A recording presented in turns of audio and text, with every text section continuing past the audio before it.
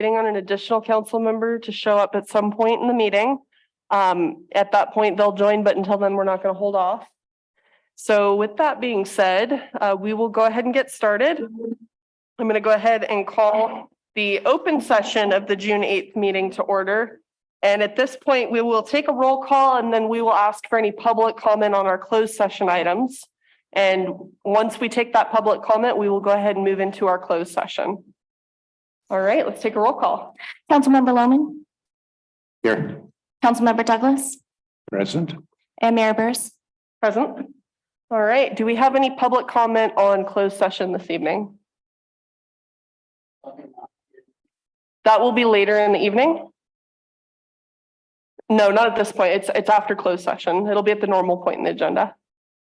All right, if we do not have any closed session public comment, we will go ahead and move into closed session. We're going to try to make this expeditious for everybody this evening since we're starting 5 minutes late. So I appreciate everybody's patience.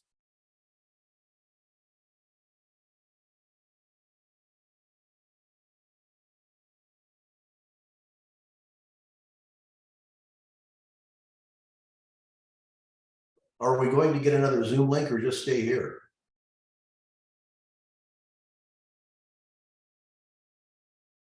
Okay. With that, I'm going to go ahead and reopen the open session of the June 18th City Council meeting for the City of Colfax. We'll go ahead and report from closed session. We don't have anything to report this evening. So we're going to go ahead and get started with the Pledge of Allegiance. If you'll please join me. I pledge allegiance to the flag of the United States of America and to the republic for which it stands, one nation, under God, indivisible, with liberty and justice for all. All right, can we get a roll call again? Councilmember Lohman. Here. Councilmember Douglas. Still present. And Mayor Burrs. Here. All right, moving to item 2E, approval of the agenda order. We're going to be moving public comment tonight to the, no, we're good, okay. I lied. We're going to go ahead and entertain a motion to approve the agenda order. Move to approve. All in favor? Aye. Aye. All right, motion passes. We're going to move to the consent calendar. All items on the consent calendar are considered routine and non-controversial in nature. Any item may be pulled from consent by anybody in the audience or anybody on council. Would anybody like to pull an item from consent for discussion this evening? Anything online? Nothing online. All right, with that, I'll entertain a motion to approve the consent calendar. I move to approve the consent calendar. Second. All in favor? Yeah. Aye. Aye. Aye. Motion passes. Moving to agency reports, starting with Placer County Sheriff's Office. Good evening.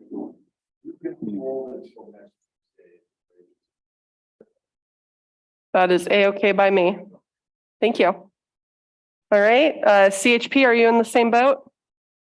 Sounds good to me. Placer County Fire, same boat.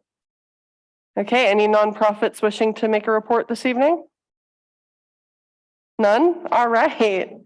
Well, with that, we're going to go ahead and move to public comment. This is the time on the agenda for items that are not on the agenda. So if anybody would like to make a public comment at this time, feel free to come up to the podium, put your comments online or in Zoom, or raise your hand. Come on up. Oh, sorry. We got Tim and Tim fighting. Thank you. And I would just like to congratulate Wes on his new appointment to Loomis, the city of Loomis. And it's bittersweet. And being part of the city as a treasurer, being part of the Chamber of Commerce past president, we are definitely going to miss you. But we definitely appreciate everything that you have done over the past years for this city. And yeah, it's going to be kind of tough not to see you walking up and down the streets and engaging with all of the businesses that are in town, and plus your transparency, what you have provided. You have been upfront, and you've been very forthcoming with information that does go on through the city of Colfax.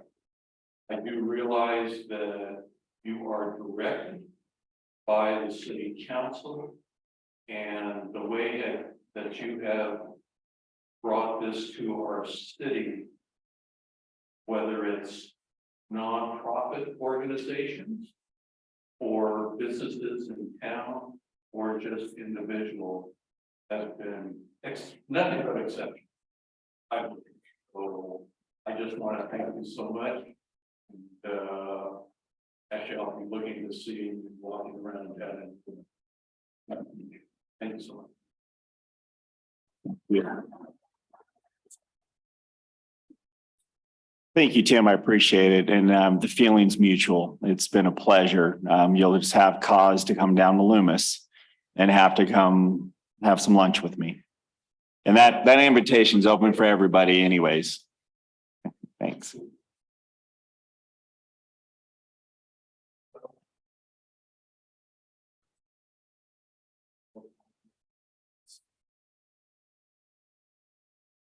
So these are different dates. And if you look at the very bottom, it shows. It shows the review page of our Yelp page, and they get removed pretty quickly, but they're up there pretty much for a while. This is a phone number that gets left from an illegal cannabis retailer that operates throughout the state. And they leave that number and on our Google page and acting as if it's us for somebody who wouldn't know that much about how Yelp works. So I just, this happens often, every other day. So I called the guy again and they call you back, and I'm going to, within my 4 minutes, try to get our discussion out. So he called me back, or he texted me back saying, hello, you just called trying to place an order. And I told him, so the dispensary that you keep leaving your number for is my place of work. I don't want to escalate anything, but understand you are putting yourself and possibly others in an unsafe situation. I am a fan of the market you are in, but understand the black market. I am a fan of it. Don't partake, but I am a fan. I don't know what you're talking about, he says. I'm simply making my sales. I understand, I said. How do you advertise? He says, I own a dispensary around here and several more. So I advertise on Yelp too. And I asked him, what dispensary? I leave my number in a couple of dispensaries. Which one of them is your place of work, he says. He also says, what dispensary do you work at? And I told him the one that will be out of business. And then I will be needing a job if you keep posting your delivery service on my Yelp reviews. What exactly do you want? Yelp is for everyone, not just you, he says. So I asked him, is your company hiring? He said, what are you talking about? Concentrate on your job. All we're looking for now is online cashiers, and you got it to be 18 plus. And I said, can I do that while at work on the side, or is it too demanding? It's not demanding. You can work as an online cashier and still go about your normal business. All you're going to be doing is to stay active and accept payments from our clients. Once you receive a payment, you get 10% off, and it's send the balance to a Bitcoin wallet. Told him I don't have Bitcoin wallet. He says, you don't need a Bitcoin wallet. Simply check to see if your Cash App is verified and able to purchase Bitcoin. Then that's all. I said, I don't need to go anywhere or have a menu on my device. Nah, just be available anytime payment is sent. You send it to the wallet and that's all. Cash App lets you purchase Bitcoin and send it to an external wallet. And I asked him, can I have 2 people do this? And they get 5 each, and I get 5 of theirs, just to play around. But this is the people that your policy in Colfax, or whatever, however it's written or understood, is that's the black market. That's the enemy. That's the cartels. This isn't a licensed business. They're using our business to manipulate the public in a pretty much unsafe fashion. So the purpose and intent of the whole ordinance of Colfax was to protect the health and safety and welfare of the residents of Colfax and to enforce rules. So I went to the sheriff's department and I showed him this. He says there's nothing he can do about it up here. To go to the DCC. Well, the DCC doesn't kick in people's doors and do investigations like that. They use the local law enforcement or whatever they have to with them. So I would like to have like a review, is there any way we can do a review of the ordinance and make sure it's working the way it's supposed to be? Because So the issue that I see with this is you're definitely referring to somebody who doesn't care about what the law is. That's very clear based on the messages that you shared. yeah, I mean, they're very obviously trying to launder money through unregulated securities. Yes. So with that in mind, if you don't mind printing out that exchange and sharing it with me, okay. I would love to take that to some other folks to see what can be done. I mean, Because I'm going to be honest with you, I don't have the answers. And I think that it's going to take some people smarter than me yeah, to get involved to find a good solution. I mean, my only other solution when nobody's going to help is take it upon myself. That would be very unsafe and possibly prison. So I'm not going to go that route, but No. I expect that something has to be done. There's nothing in the ordinance that explains what's going to happen when the law gets broken on anybody's side. Right. It's written to collect money and put us out of, business, but it's not really written to help what it was intended for. So I will give you that. Thank you. Thank you, Tim. I appreciate that.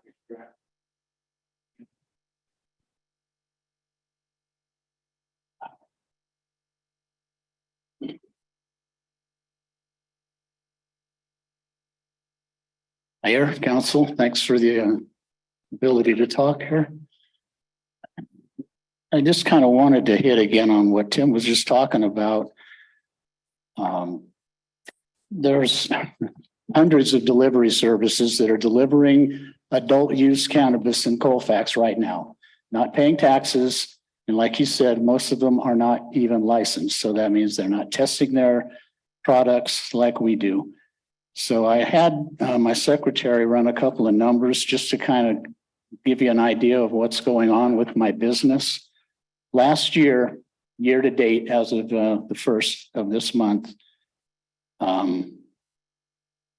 my total net income was $47,168. This year, same date, my total net income is minus 11,000. That's coming out of my pocket. I'm getting charged the 15% excise tax now, and it's killing me. I just got notice that my landlord is going to up the rent. I'm about done, you guys. I can't fight the black market. I can't win. And the one thing that bothers me most for the last 20 years we've been in business, I've been before this council, I don't know how many dozens and dozens, if not hundreds of times in the past, pleading my innocence. And now that when I was coming to meetings, and some of you remember this, one of you, I should say, that was here at the time. We had public comment. I gave a couple of presentations, and the police and fire department never, not one time, badmouthed my company or myself. When they were asked questions about what we were doing, the answer was, we've never had a problem there. Now, I don't feel like I'm on the same side as law enforcement. These guys get up here and tell me how horrible I am, how bad my business is.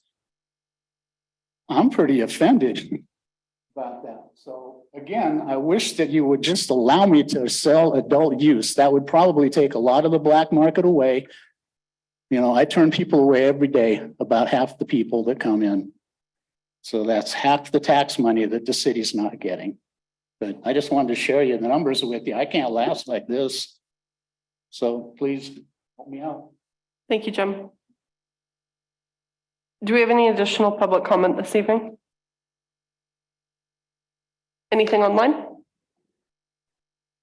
Nothing online. I would like to say thank you to Wes Heathcock for being an amazing leader for the city, and just staff really appreciates you and learned a lot from you, and how you really care about the citizens in this town. So Loomis is very lucky. Thank you. You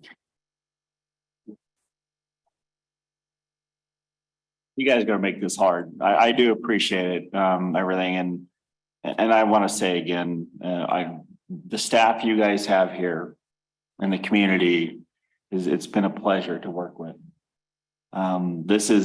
Leaving is not easy for me. There's a lot of work and investment and time we put in here, but just the opportunity for my family is what's kind of more the driver for me. But again, I do appreciate the opportunity I've had to work with you guys.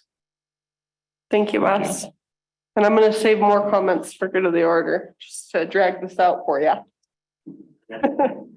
All right, with that, we're going to go ahead and close public comment. We're going to move to council and staff reports, and we'll get started with Sean. Sorry, no updates tonight. Okay. I'll have some update at the regular meeting. Tim?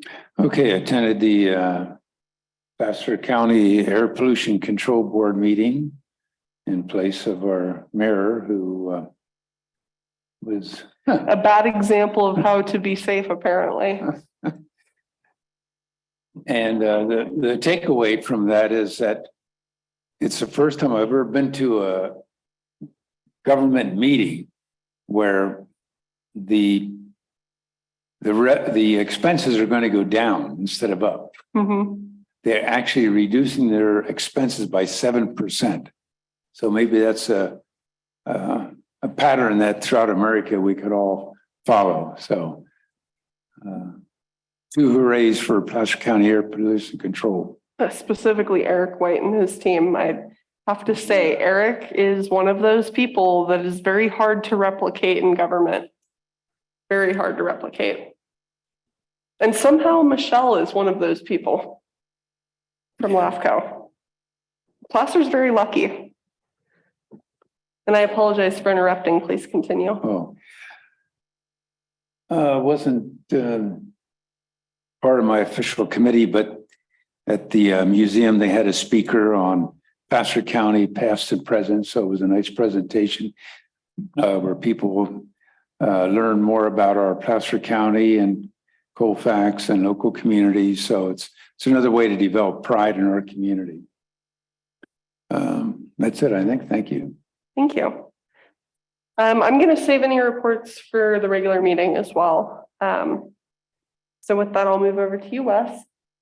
Just one item I wanted to mention for tonight, at the meeting next week, you'll be looking at a contract for an application to the regional board to look at the consolidation of Shady Glen into the city of Colfax. And then also an application for improvements for the wastewater treatment plant. And Jim Flutter will be at that meeting presenting the scope of work. They've done so much work for us already and has helped us expand the scope of the funding that we've got. This $5.5 million projects that we're awarding tonight. Jim was instrumental in working with staff in the regional board to turn that $5.5 million into $12.1 million. So it is my advice to council that they continue that partnership with Jim Flutter and Wood Rogers. Madam Mayor, that's all I have for tonight. Thank you very much. Thank you very much, Jim. All right, well, with that, we can move straight into council business. We'll start with item 9A, authorization to award the algae reduction project and the I&I mitigation project. Jim, are you presenting this tonight? Wonderful. So thank you for hosting me. I'm Jim Flutter with Wood Rogers. We've been your sort of sewer engineers now since I came on board in 2015 with Wood Rogers. Before that, I was also doing your sewer with Ponticello back when. This project is a culmination of 5 years of work, basically going from Wes, who did an amazing job, figuring out what they want to do. Him and I worked diligently and beating the state staff, the regional board staff to move things along, and moving things along means 5 years, of course. And I could do a rundown, but basically this project is, this council members meeting is to award the project to two contractors. We have three projects. One's a solar project that's nearly complete. Essentially, it's complete, just we're doing cleanup items.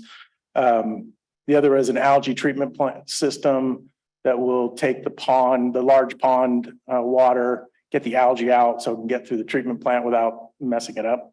And then the other is ionine mitigation to try to reduce groundwater and surface water from getting into the sewer system. That's just an ongoing battle with Colfax.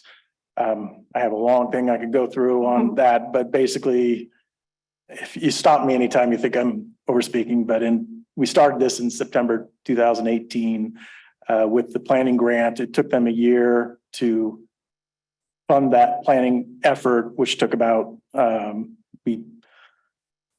we received the money in November 2020 thereabouts, and then rolled into the construction app, which then took another year. And now we started construction on the solar system and the final design, and now we're there. We bid in at January of this year and ready to go roll on the project. The funding, as Wes said, we got $5.6 million originally for construction related stuff, 500,000, total 6 million, including planning. In the design process, the city and the engineers for the wastewater treatment just noticed that we'd like to augment, and the state said, yeah, you could add more to that. So we knew we wouldn't have enough funding for all three projects. We were able to basically we went back and said, with contingency and everything, we'd like $13.2 million off of the 5.6. And they've pretty much said yes. We're waiting for that agreement amendment to come through from their office. When we go to construction, the key with this one is we technically don't have enough money. In the next week or so, we should get a letter saying the funds they've committed, we have, so we can start construction. If council awards to these two contractors, we're going to start with the ionine mitigation project because that one doesn't require huge investments in equipment to purchase. And so you'll start seeing contractors out there working in the streets. And then if the money doesn't come through, we're just going to tell the contractor stop work. And then either stop work and hopefully the money comes through, or stop work, we're canceling the project because the state doesn't come through. Our expectation is they've always committed that all the upper management has agreed to fund this project fully. So I do have a question on that. So are we able to, what is our timeline for getting the funding receipt versus starting work? Because I would feel a lot better about starting work after funding's received. So we added 2 extra months from award or from bid opening to award. It's usually 60 days. Yeah. Because we suspected something like this might happen. We added another 60 days. So that puts us out to July 7th. Okay. If we don't award by July 7th, or we don't do contracts and everything, then the contractor really can come back. It's open whether we have to cancel all contracts. The contractor can then say, hey, we've gone beyond that. There's extra, we have higher costs. So come back with cost change orders requesting augmentation. So if I may embellish on that a little bit, we worked extensively with Mick on this, this creative. The conundrum is we knew we need additional money. So I'm gonna give you a little background here to complete all the projects, and the state say, well, okay, then you gotta go out to bid for the full projects. Correct. And tell us what the deficiency is. So we did that, which put the city in this weird, awkward position that, we have a portion of the funding to move the projects forward, but not all of it. So Mick worked with us, and we worked with the contractors to put language provisions in there that allows the city to stop work. Right. Should the funding and stuff not be there on the back end of this. And there's some contingency plan or whatever to kind of basically the demobilize and mobilize again, Right. costs that we have to pay out on there. So And I'm happy with that language. I think the part that I just want to make sure we publicly discuss because of the very large amount of these contracts is how much money do we have in hand? So if we stop work, how much are we covered for? So we can proceed to about $3 million of work. And that's where we have to track it and say, okay, I want to stop work when we're about 400,000 Perfect. short. So then we can have them close up those trenches, pay them, close everything up, demobilize, and any additional costs they have to either remobilize or for us to cancel the contract, we've got a buffer there. And you're proposing a $400,000 buffer. Yes. Okay. Would you feel comfortable with a $900,000 buffer? It just quickens the time frame when we have to tell them to stop, to stop work. So as long as you feel that that is a reasonable and comfortable buffer that we might be able to work with, I would feel a lot better about a $900,000 buffer just because of current increases in contractor costs. And I'm worried about cost overruns on their part. So if that's something that you think is feasible with the scope that we're looking at and the timelines we're looking at for the additional funding to come in, personally, I feel good about this. I just want to make sure that we're quick to jump the gun if we need to, because we've had a long track record of the state not following through in a timely fashion. And I just want to make sure we're well ahead of it. Well, Madam Mayor, excuse me for just a second. If you decide tonight to authorize, until it gets to $900,000, that's fine. That's within the council's discretion, and you can always change your mind later. Right. Depending on how the project goes, so that you can certainly do that. The good thing I think we've done is we've gotten an exit for the city. If the funding doesn't come, you have a way out of these contracts without too much, heartache. No, absolutely. And I really appreciate everybody's diligence to make sure that this is a really well-written contract and a well thought out game plan. I'm just trying to be cautious because, as you said, we can always let out a little more slack later. It's just at the very beginning when you want to try to rein things in and be super conservative. So I've kind of hogged the mic here for a moment. Did I cut your presentation short? I can say a couple more things. I do want to bring up one point because your point is correct. There is another way to approach this, and Mick and I briefly discussed it, is to immediately with award also do a change order to remove all work that we don't have funding for out of the contract. And then when the money comes through, so that would end the contract. When the money comes through, then change order it back in.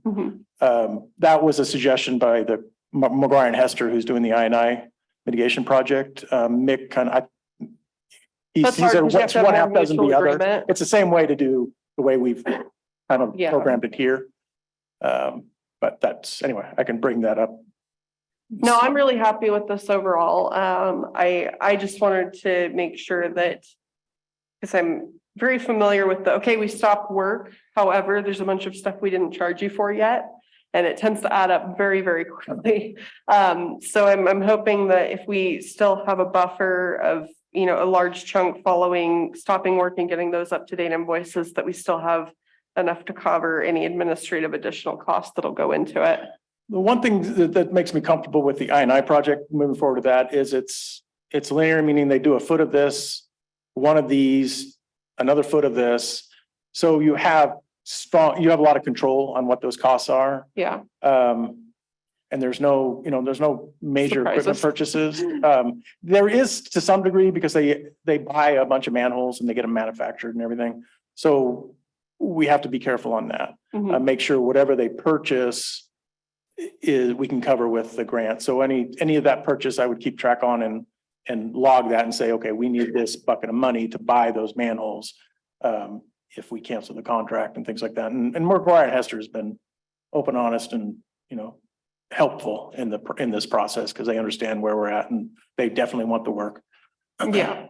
And the other advantage to not going past the July 7th deadline date is the next hire contractor was $1 million more. So they left a lot on the table. They want the work. And I want to respect that. So if we have to go out to bid again, there's all bets are off as far as where the numbers will come in at. And it looked like we had some potential comments or thoughts. I would say I'm probably comfortable with the $400,000 or $500,000 buffer there, because Yeah. the I&I project can be broken up, like you were saying, and it's really easy to stop those costs as long as we've taken into account, like you said, the purchases of the actual physical parts and pieces. Right. And that would be my big thing. I would feel comfortable again with that lower threshold. If we can come to a settlement there at the 500,000 mark, I'd feel happy as long as we're making sure those other expenditures are already accounted for, then. Okay. Yeah. Yeah, and like we worked with McGuire and Hester on this issue. They only came up with $60,000 saying if we think our cost if you cancel the contract, say in August, Mhm. we think our cost will be $60,000, and they put that in writing. And so they would be hard pressed to argue more, but a contract is a contract, so there's wording Yes. that allows them to get their administrative costs and various other things. WM Lyles is doing the algae project, is basically saying, well, we want to do whatever is good for the city. We did ask them for a cost if we delay their project to September. Mhm. They said, well, we think the costs are going to go up because their subs are going to have new labor prices and everything of about $154,000. But they said they weren't willing to put a solid number on it. But they also seem very amenable to helping the city out, whatever that means Yeah. in the real world of contractors. As I say, contractors usually seem very amenable to help. Yeah, on the front exactly. end. Well, and if I can, Madam Mayor, the $60,000 is only if the city cancels because it doesn't get funding. It doesn't preclude any other Right. claim they may have. That's it. Go ahead. I think that's an acceptable risk. And in May, we did get an email from the city saying that from the water board staff that they have verbally agreed to the funding and they're processing the amendment to our agreement, the grant funding. Yeah, but Get on it. if that agreement is ready by August, I'd be surprised. That's where Yeah. we're at. Okay. All right. Madam Mayor, if I may add on that, I mean, if they move as fast as a herd of turtles when we're trying to get funding on the Yeah. back end of it. Stuck to molasses in the middle of Yeah. July. Yes, and I can say in my time here working with Lori and her understanding of tracking projects and keeping contractors moving along and project oversight teams, I think you're in good hands. Mhm. That's going to be taken care of. And I know we all look forward to Lori's emails, right? And You're on the apologize, spot when Lori sends you an email. I live in the wonderful world of cost overruns and having to explain them. So I thank you for your patience with my sensitivity to the matter. Kim, did you have any thoughts you wanted to add? No, just that I find no fault with that buffer number that Jim and Mick have come up with. Okay. All right, well, with that, we should probably take some public comment on the item. Does anybody have any comments, questions, anything they'd like to bring up? Give Marguerite a second to check online. Nothing online. All right, we can take it back for action. I would like to say one more thing. Okay. It's been fantastic working with Wes. I mean, like I said, he keeps me on my toes. He's great to collaborate with. And I really appreciate everything we've done over the last, how many years? It's been a while. Too long, almost 8. Almost 8. That's right. Thank you, Jim. All right, well, we're ready for action. I move to approve item 9A and Nice. authorize the award of the contract. I second the emotion. All right. Is that with a $500,000 or $400,000 buffer? Because there was some discussion. You wanted 5? I'd feel better with 5. We'll go with a $500,000 buffer. Then I Okay, move to Kim, do approve you the still $500,000. I still say, Okay, all in favor? aye. Aye. Motion passes. Thank you very much, Jim. Thank you very much. Thank you, Jim. All right, with that, we're going to move to item 9B, discussion, consideration of possible action to adopt resolution approving agreement with MNJ Advisors, Inc., and appointing Michael J. Lucan as interim city manager effective June 28th, 2023. Mick, I believe that you're presenting, or are you presenting, Wes? Either way works for me. I can run through it very quickly, Madam Mayor. Sounds great, Mick. We have a proposal from Mike Lucan through his corporation, MNJ Advisors, to serve as interim city manager beginning June 28. That's going to be the official start date. Mr. Lucan is available on a volunteer basis before then. The reason we're making the contract with the corporation as opposed to the individual is that Mr. Lucan is a CalPERS retiree, and there is at least some theoretical protection from CalPERS if you contract through your corporation and not as an individual. He will be limited to 960 hours per year. I doubt that he's going to be able to put in 960 hours because this is only while we are recruiting a new city manager. The tasks he will fulfill are essentially the same as Wes, which means the tasks that are spelled out in the Colfax Municipal Code, plus he's going to assist with the recruitment. His compensation is proposed to be $16,900 a month. That translates to 173 1/3 hours per month at Wes's fully burdened cost. So if you look at the contract, it shows $97.50. That is what the city pays Wes for salary and his benefits. So this should be essentially, and I knock on wood when I say this, essentially revenue neutral, because when Wes leaves, you stop paying him and you stop paying his benefits, but Mr. Lucan picks them up. The contract provides for 3 full days of work in the office, 2 days on call. We thought that was a fairly good arrangement. I know $16,000 may sound like a fairly substantial compensation. It really is reasonable for somebody who's running a city. I think that the Less council, than half of the other prices we were quoted. oh yeah, I think the council and city residents can expect some sticker shock when they see what city managers are being paid these days. This contract is terminable at any time by the council. So if things don't work out, you can say, well, thanks, Mike, but we're going to go in a different direction. Everything else in the contract is relatively standard. A lot of the language comes out of the city standard contract. So the question for council is, do you want to hire Mr. Lucan on an interim basis as proposed? Well, I'd like to start off by thanking Mike for taking my last minute plea and being willing to assist us. For context, for those who aren't aware, Mike Lucan is the former executive director of PCTPA. He oversaw the Highway 8065 interchange project, which was completed on time and on budget, which is huge in government. That doesn't happen. And Mike has a history with the city of Colfax. He was instrumental in us being able to complete the roundabout project as well as the I-80 auxiliary lane project. So we're very excited that Mike has shown a willingness to work with us. And Mike, if you don't mind coming up to the podium for a moment, just in case anybody has any questions, comments, or anything they'd like to bring up this evening.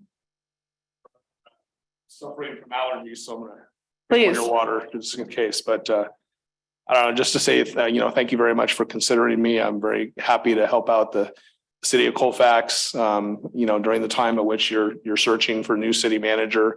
Even as an interim city manager, I have gigantic shoes to fill with Wes, and I'm confident I can help you out in this interim period and hopefully help you find a new city manager. Thank you. Council, do you guys have comments, questions, anything you'd like to bring up? So I said, thank you. Echo what Trinity said for stepping up to help out the city. It'll be great to have you. Just that I hope when you leave with another roundabout for us.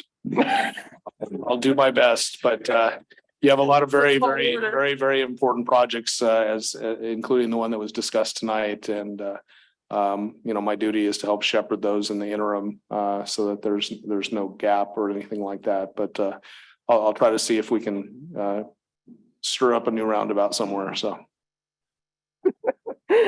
Thank you, Mike. I'm gonna go and open the floor to public comment. Is there anybody who'd like to ask any questions, make any comments on the item? Anything online? I'm a little surprised. Well, I want to also thank Mike again for being really, really reasonable with us. Because it is really a big deal that Mike is willing to match Wes's rate of pay. That is a huge favor to us, and it's going to make this transition really a lot smoother. And thank you so much. You're welcome. And Go ahead. I was just going to say, as was stated by the city attorney, I'm going to be around on a volunteer basis. So you'll see me at your next council meeting and other things. The city of Colfax has always been very important to me since I started with PCTPA, and I'm glad to help out. And that includes that volunteer work, which I need to do before my 6-month anniversary of retirement from PERS. Thank you so much, Wes. Madam Mayor, I just wanted to add, in the time I've worked with Mike Lucan through PCTPA and his support and his help and his understanding of projects and stuff and the city's immediate need, I think Mike is the perfect fit for you folks right now to keep things moving along. And we just talked 3 hours earlier today and another 3 hours the other day. And again, you can always reach me by phone. You're on speed dial already. Yes. I forgot to tell you, the phone number stays with the city here too. All right, with that, I'm going to bring it back to the board for action. Okay, I move we approve, what is it, item 9B? Mhm. Second. All right, all in favor? Aye. Aye. Welcome to the team, Mike. We're very happy to have you. All right, so with that, we're going to move to item 9C. This is the appointment of ad hoc committee to oversee and monitor the recruitment of a permanent city manager. And Mick, I believe I'm going to have you go ahead and open the presentation for that.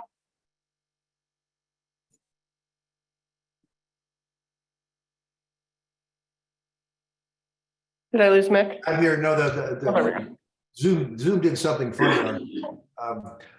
Okay, there is going to be a brief interval when you do not have a city manager. Wes's last day is tomorrow.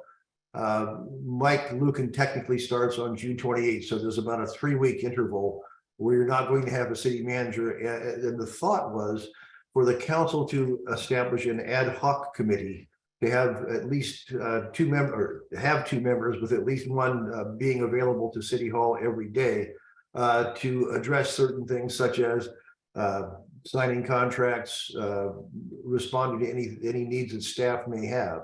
And so the thought is for the council to establish an ad hoc committee, appoint a couple of its members, set up a few rules like who's going to be in City Hall, when they're going to be there, what their tasks are going to be, et cetera.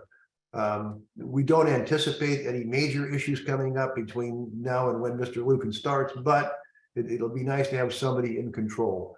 I think I said earlier, or at an earlier time, it's interesting. The city is not technically required to have a city manager at all. There was a time when Colfax had only the city council running the city. That was many years ago.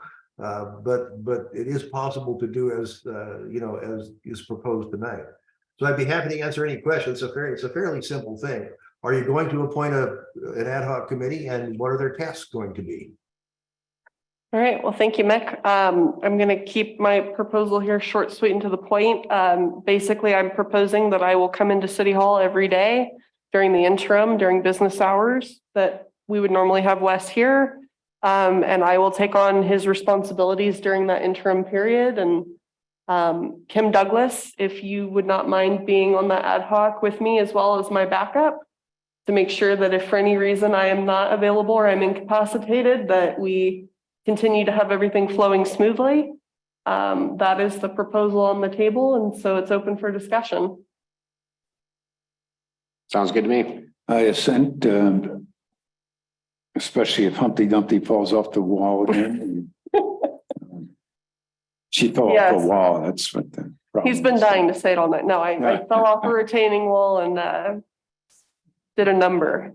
So, well, with that, I'm going to go ahead and open it up. Is there any public comment on this item? Any questions, concerns, anybody would like to bring up?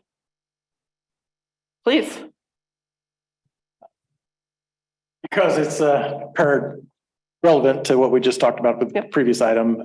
The one thing that will come up is signing of the contracts for the 2 construction projects. Unfortunately, I couldn't get the main contractor to sign the contract before we went to council, but so No Wes could worries. sign it tomorrow, but it'll be ready next week, should be. Perfect. So in that part of the responsibilities, I would monitor the emails as they come in. We'll end up forwarding them over to the new city manager's email account. Those sort of things, and we'll just try our best to keep things running smoothly. It's not ideal, but you know what? This is the best we've got for now, and hopefully in 3 weeks, I don't manage to let the city down too much. Well, and to respond to Jim's comment, the mayor has statutory authority to sign all contracts. So when you adopt a resolution approving a contract, you authorize the city manager to sign on behalf of the city, but mayor has the statutory authority in any case. So I hear that is not a lot that's going to change, except we're going to miss Wes a whole lot. All right. I'm good. You're ready to make a motion? All right, I make a motion that we appoint Trinity and Kim to ad hoc committee to oversee and monitor recruitment of the city manager and to stand in the interim for the city manager. Okay, I second the motion. All in favor? Aye. Aye. All right, motion passes. Now we move to go to the order. Sean?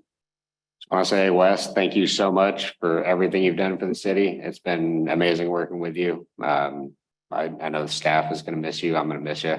And Loomis is very lucky to be getting you. I wish we could do something to keep you, but this is too good of an offer. I know, I understand. Yeah. Thank you, Sean. That means a lot. I appreciate it. Kim? I'd like to say ditto to what Tim Ryan said because he took the words out of my mouth. But, you know, I've been proud to serve under Wes. I've served with and under and with 5 city managers. And I would say that, Wes, I'd have to rate you number 1 overall because of your ability to reach out to diverse groups, make yourself known in the community. You've gone beyond the call of duty, just physically and spiritually too. You've adopted Colfax as your community. That's very rare for a city manager. And it has an effect on other people that you worked with, like Jim and Mike. It caused them to step up to the plate and probably do more than they had to do. And so it had a trickle down, trickle up, and trickle sideways effect. So I'm just proud to have worked with you. Thank you. I'm going to Thank you, echo Kim. Yeah. I'm gonna keep on this train here. Honestly, you have a habit of, I think, over complimenting council. Because I just want the public to know that 90% of the good things that happen in this town have absolutely nothing to do with this council. And I don't mean that as a slight to anybody sitting up here today. Amen, sister. But the reality is 90% or more of what you see happen has everything to do with your city staff. And especially your city manager who's taken the time to curate the city staff you have today. And we would not be in the very positive financial state that we are at this time, or able to see the number of incredible projects happening that we have right now if it wasn't for Wes. Historically, Colfax has had this reputation of being an ideal retirement town where you can kind of lay back and let things flow. And we've seen the result of that in the past with our crumbling infrastructure and our long-term lack of commitment to the future.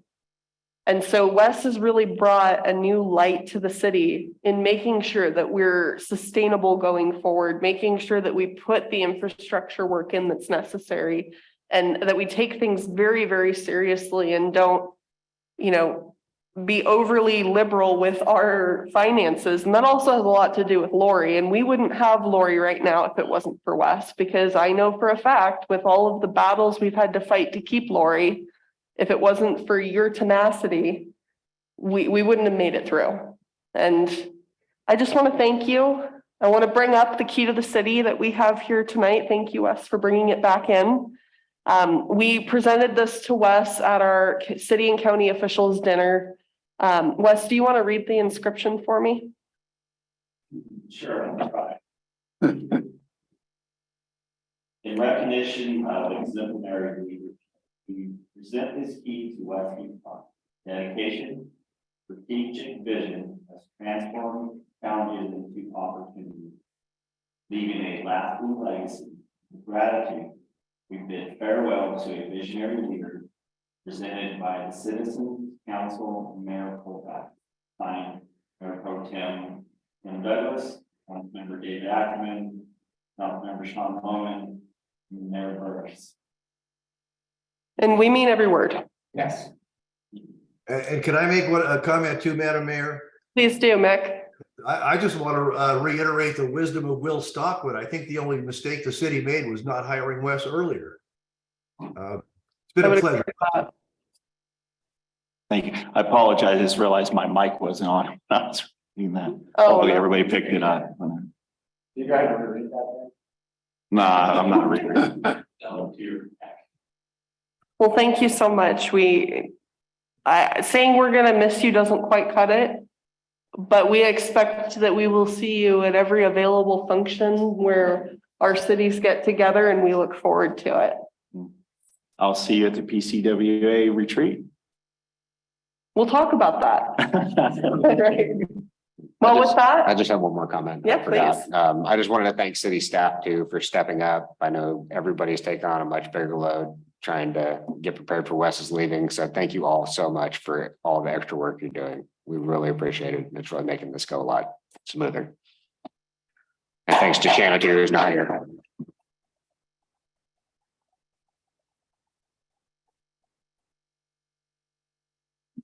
all right. Well, thank you, everybody. Oh, please come on.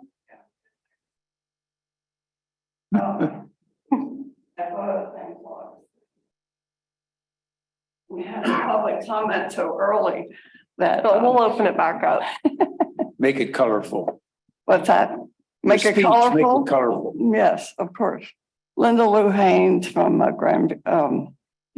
Canyon View Senior Apartments. I wanted to second everything everybody said, particularly like you, Sean, or Kim rather, that Tim stole our fire, with what we wanted to say about Wes. So bravo.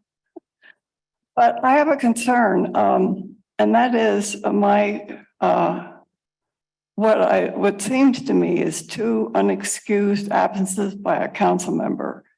And I wonder what the procedure is for handling that. So Mick can speak to this probably better than myself because I don't remember the exact duration.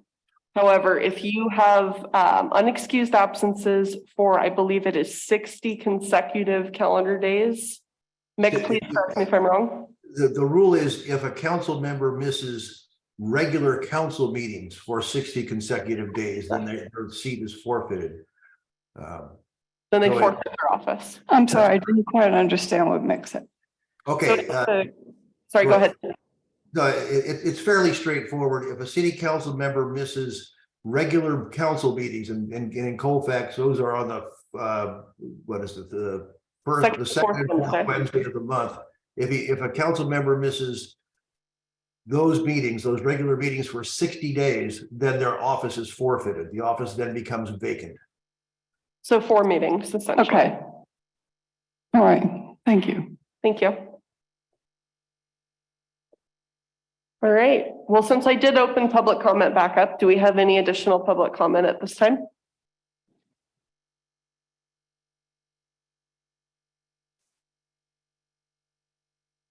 I appreciate it.